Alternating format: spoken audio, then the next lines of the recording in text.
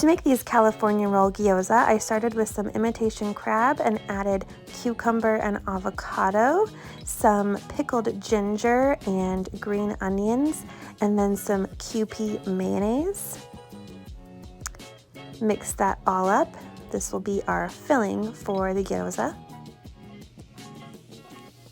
I grabbed these wonton wrappers from the store. They were the only ones they had. For some reason they were vegan.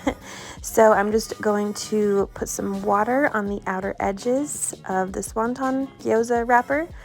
And then I'm putting down a piece of nori that I've cut down to size. And then put the filling right on top of that. And then I'm attempting to close this, and you'll see that I put too much filling in it. I'm also struggling to stay in the line of the camera. But I'm just folding over and pleating this shut. And the water helps it stick to itself.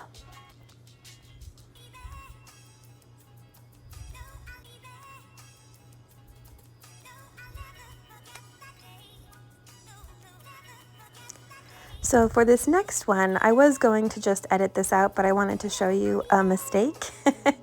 I definitely overfilled this, and I realized that my filling was too chunky, and it broke through the wrapper. So I decided to transfer my filling into a blender and pulse it down a few times.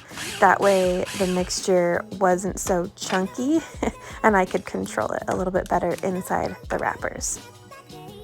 So here's my third attempt.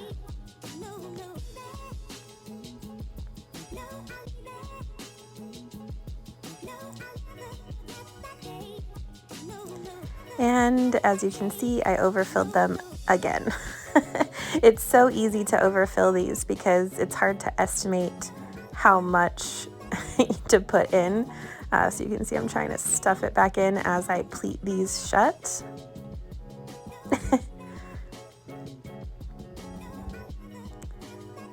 And here's my fourth try with not as much filling.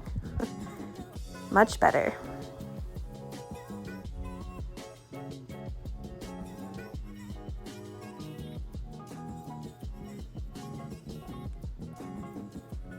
Yay, finally!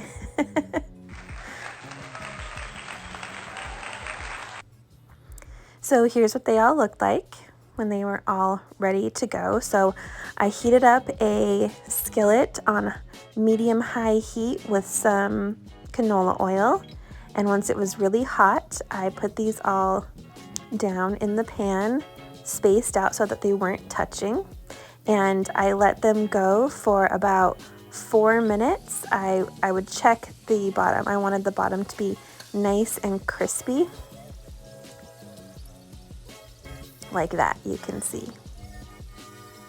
So once they were at that point, I added in a little bit of water and immediately covered the top so that they could steam. And I let them steam for 3 minutes. And that made them nice and tender, but still crispy on the bottom.